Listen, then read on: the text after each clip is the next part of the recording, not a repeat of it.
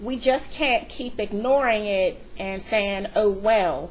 We do have men in the community that should be there with the women, but they're choosing not to go. And Creflo and Eddie Long don't make things any better. And because of the measure of influence that they have, it's not picking on them. It's these monstrosities have been built under the guise of, and maybe when they first started out, it was a noble venture, right? To reach more people around the world, to send out missionaries, to have the gospel available to everyone, and anyone who wasn't able to get out, the sick and the shut in, who can't get out, but maybe they can turn on their cable television and watch Eddie Long on TV. And so I understand that. But when we're talking about our black men, and they're not in church, but they're online, they're very passionate and concerned about the black church. I totally believe that. And they're very disturbed, and have been for some time, because the perception for a lot of our men is that it's fraudulent.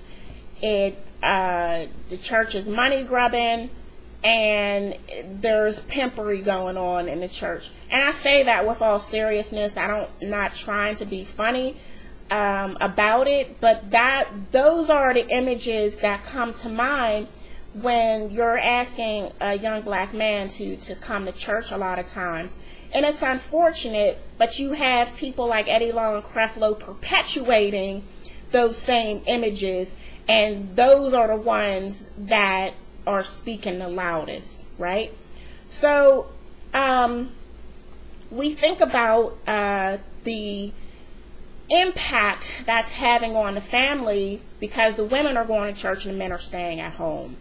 So the man, the husband is watching the wife get up every Sunday morning, shaking his head like, hey, I'm not going to stop her, but I can't deal with it.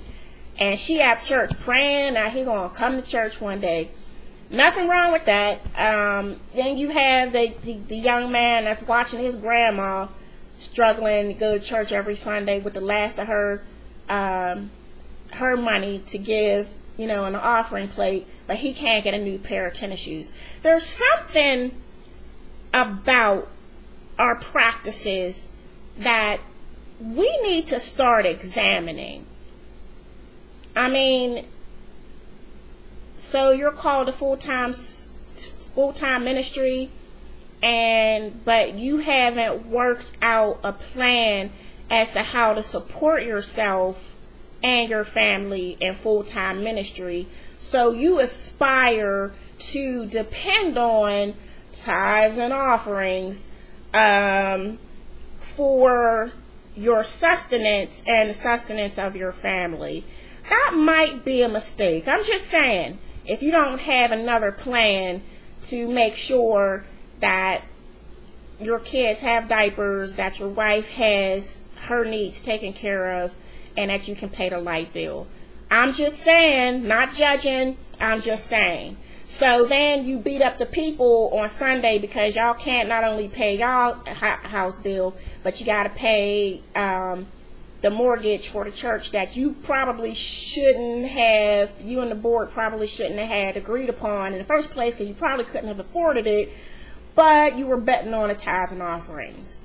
So I think that we need to start re-examining how we are doing the same thing over and over and over again, and yet the people really are not growing, or not where they should be spiritually. They're not where they should be prosperity-wise, in a physical manifestation, but we're steady telling them to bring their tithes and offerings, and you're steady getting a new car, steady upgrading to a bigger house and bigger barns. So we need to re-examine those things. I just want to make a mention of one more thing.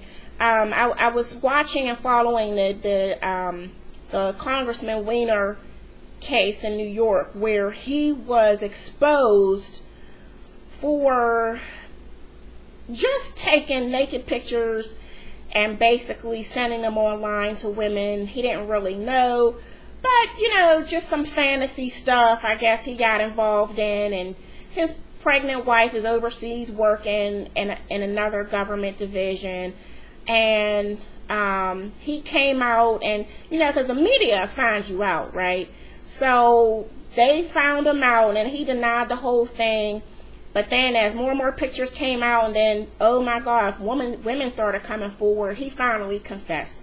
So that's basically the story. My fascination of it was that from the time he confessed, or was found out, or was exposed, he was congressman on Monday, didn't want to resign, didn't feel like anybody had a case to make him resign, because at the end of the day, he didn't really break the law, right?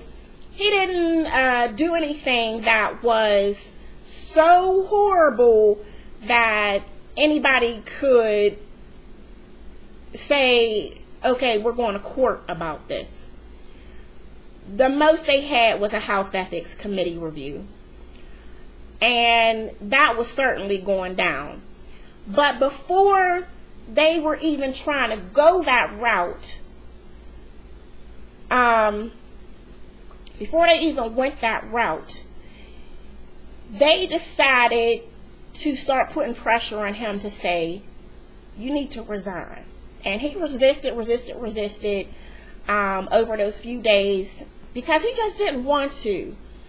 But at the end of the day, his peers in the House of Congress let him know he needs to resign, because you have become nothing more than a distraction for the rest of us. And so by the end of the week, he was on TV saying he's resigning, he's stepping down. And I know he was hot about it, but what are you going to do? And so my correlation is this: that is a place of government and a secular place. How much more accountable should the house of God be? If it's really a house of God now, how much more accountable should a man be to a process than Congressman Weiner, who's a congressman in the state of New York? I just thought that was fascinating, that there was a dichotomy here of foolishness, and to some regard would say Congressman Weiner's crime was far less than the crime or the charges brought against Eddie Long. But where's the accountability for the church? Who's standing up and saying? The fascinating thing was his peers said you need to step down, even when he didn't want to. They had a process in place to say, okay, you can sit around if you want to, but we're going to make this very, very difficult for you. And if you really want to take everybody and your family through it, we have a process called the Health Ethics Committee, and you will be placed under scrutiny and under ethics review. Why don't we have that in the church?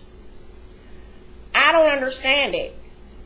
Bishop Eddie Long, these rumors and allegations were floating around about him since the fall. Some would even say earlier than that, but they were just rumors.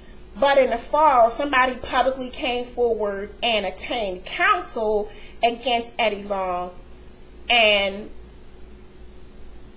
that was in the fall. It's almost July now, and Eddie Long is still preaching on Sunday every week. And you got foolishness like the stuff that Mr. Dollar came forth and said in defense of Eddie Long. I just don't understand it. I'm kind of weary of it. I think all of us are weary of it. This is a part of our Black history. Make no mistake about it. This is an institution that is ingrained in our culture and who we are. And it's time for the church to stand up and say enough is enough. We want to march on everything else. Let's start rooting out corruption in the church. How about that? Let's start standing up for what's right. And I think it's fine that we have these comments and this commentary, but it's time for church leaders. It's not okay. I want you to know it's not okay to sit on the sidelines. This is a very, very critical time, and I'm calling for a revolution. I said it. If nobody else is going to say it, there needs to be a revolution in the church. We need to start examining our practices. Why is it that you need to rely on tithes and offerings to maintain your family and your lifestyle? Maybe some of y'all need to get a job. Maybe some of y'all need to go out and downgrade to a Buick. Maybe some of y'all need to come out of the mansion and off the estate and get a house that you can afford, so you don't have to beat up the people on Sunday about because your tithes and offerings are not as high as they would be. Okay. I'm okay. Coming back to the light here. All right. So, in conclusion, it's a horrible state of the church union right now. And what are we going to do about it? It's not about none of us not ever having wrecks. It's not about not being able to call out one person or the other. It's about having a higher standard than the House of Congress. Can we do that? Can we? Judgment starts in the house of God. Thank you for listening.